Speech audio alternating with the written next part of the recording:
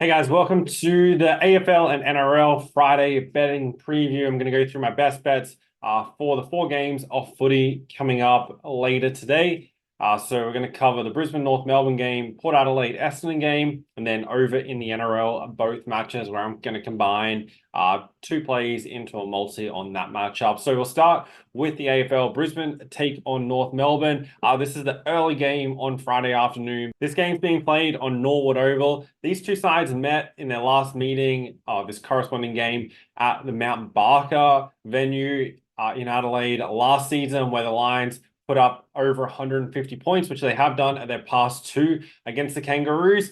This time around, they're playing at Norwood Oval, which is a smaller venue, which was detailed by one of the investor.bet YouTube subscribers in the AFL betting trends video, explaining the dimensions of the 2 other venues they're using this weekend.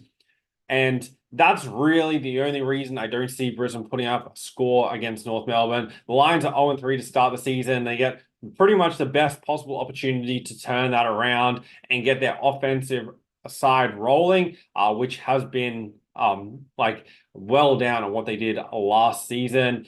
So you couldn't ask for a better opportunity for them to get that going. If they don't get it going against the Kangaroos, then there's real major red flags. Obviously, there's been issues in the media and whatnot with the Lions as well. But I feel like this is a real kind of like an opportunity to play against a lower grade side or the reserve team to really get a confidence boost.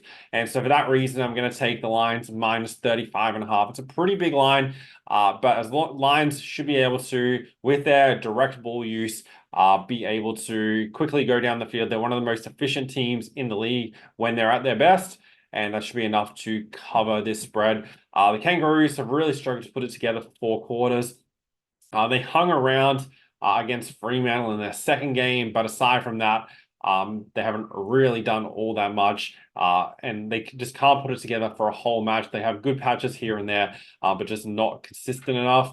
The Lions also have an extra day's rest coming into this game. With the total set at 180.5, I find that they're expecting this to be a high-scoring game, and if it's a high-scoring game, then the Lions run right away with it. North Melbourne's conceded over 100 points in all 3 games as well so far this season. So this is a perfect opportunity to back Brisbane. If they had performed well in those opening 3 games, this line would be well into the 50s, if not the 60s. And they have such a good record against Kangaroos. So happy to take them to cover that spread at 35.5. Then the later game, Port Adelaide at home to Essendon. Port Adelaide have the opportunity to bounce back after a close loss to the Demons, who've come out and beat the Crows earlier tonight. And I think Port get it done against the Bombers, especially at home here. This is a good spot for Port Adelaide. They've won the last 7 against the Bombers. They get the opportunity to bounce back after losing to the Demons and get back-to-back home games here.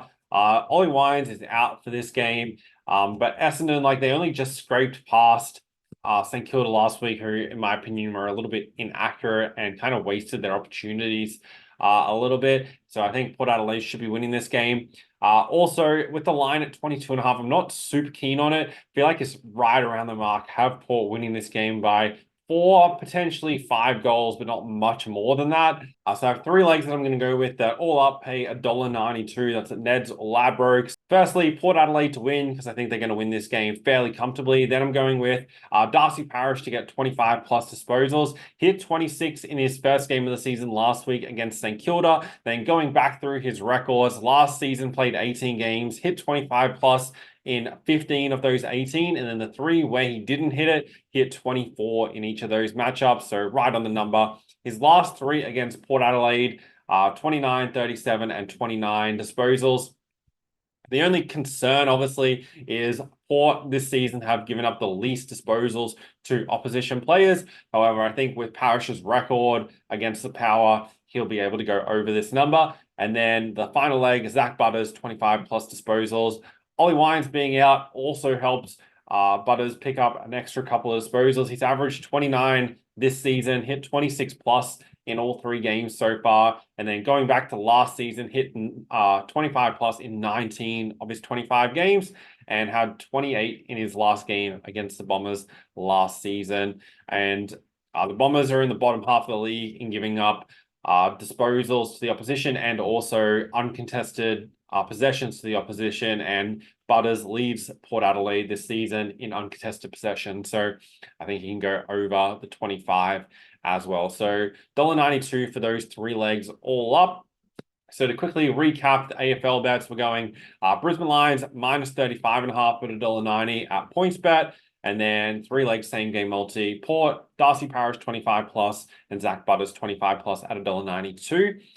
Then over in the NRL, there's two games coming up on Friday afternoon or Friday evening. Bulldogs take on the Roosters in the first game. The Roosters are about a 10-point favorite for this game, which I feel like is right on the money. Wouldn't surprise me.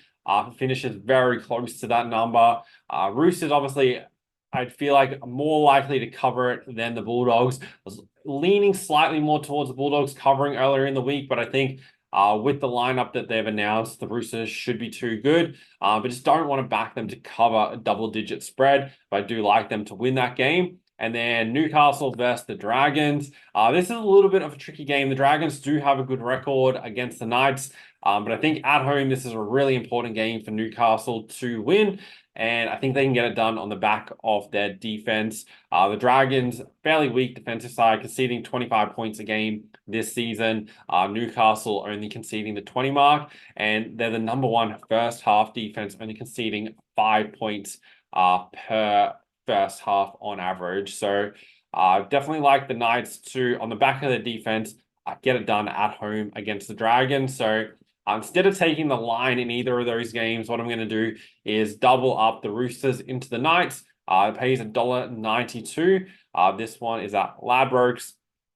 There's quite a few bookies are all paying around the same mark. So we need the Roosters to win and the Knights to win to hit that double. I think Roosters should definitely win and the Knights should be able to get it done at home. But they're kind of two real ugly games for Friday in the NRL. So I don't want to get too heavily involved on either matchups. That's why I'm just taking this opportunity, especially still we're only into round 5, still early in the season, to not push it too hard. To quickly recap the Thursday night bets, in the NRL we had the Storm minus 5.5. They were leading by 8 with 3 minutes to go when they went over to score to go past that key number of 6, and then the Broncos scored a try with 2 minutes remaining to bring it back to a 2-point margin. So I kind of wish I went the 1-12 in that game. However, did take the minus 5.5 instead. And then in the AFL, we had the Melbourne Demons to win 1-39. And they were able to get it done, beating the Crows by 15 points. So split the plays, but with the Melbourne 1-39 paying $2.15. And as I mentioned previously in the videos, unless I'm really confident on a selection and it's my favorite bet of the round, then I level stake all plays. So with hitting the plus money play, finishes in a small profit for that day overall. But the key with betting and betting on sports, horse racing, no matter what you're betting on, is once you have your strategy of how you're choosing your bets, then just consistently keep that staking. And it doesn't matter, if you have a day or a week where the bets and results don't go that way, as long as you just stay consistent with your staking, don't, start chasing and looking for additional bets and, looking for longer selections at better odds, or, starting to really stack up a few multis that are paying 5-1 or 10-1 and hoping one of them hits.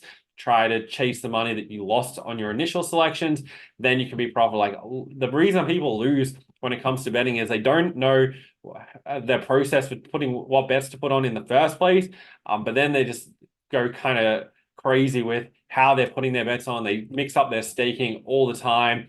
And when they're on a good run, their staking dramatically increases. And then when they're on a bad run, they drop their staking and look for selections at longer odds. And there's just no consistency there.